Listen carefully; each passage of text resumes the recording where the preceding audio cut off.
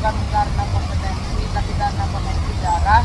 Ya, jangan kaget kalau layanan publik atau perusahaan itu jalannya di tempat atau malah ngantuk. Tapi tunggu dulu ya, aku mau kasih perspektif dari sisi anak organisasi ya. Memang benar kompetensi itu nomor satu, tapi di organisasi lagi atau komunitas kita butuh orang yang sudah ada chemistry-nya dan atau bisa dipercaya secara personal. Pertanyaannya, apakah memilih orang terdekat karena faktor kepercayaan itu otomatis dianggap nepotisme yang buruk? Kalau proses rekrutmen pengurusannya cuma formalitas dan nantinya udah di set sih, untuk si lingkaran dekat itu aja sementara yang lain nggak dikasih kesempatan, yaitu nepotisme. So itu diskriminasi di level organisasi sih namanya. Oke, menarik. Sekarang kita ke Rahma deh. Rahma, kalau dalam Islam istilah nepotisme itu dipandangnya seperti apa sih? Apakah benar-benar dilarang? Dalam Islam, kemungkinan dan jabatan seseorang di organisasi itu disebut sebagai amanah. Rasulullah SAW juga pernah bersabda bahwa kita selalu berusaha diserahkan kepada yang bukan haknya, maka tunggulah saat penantian. Dalam sejarah juga Islam itu sangat tegas. Memang kita diajarkan untuk membantu kerabat, tapi bukan untuk mengambil hak orang lain yang lebih mampu. Ada istilah pengkhianat seseorang kemudian menunjuk seseorang karena kata, hukuman berat atau pendekatan emosional. Padahal ada orang lain yang lebih bertakwa dan lebih kompeten di mata. Karena kan ada yang bilang niatnya bantu teman atau bantu diri sendiri, bukannya bantu orang terdekat itu. Betul ya?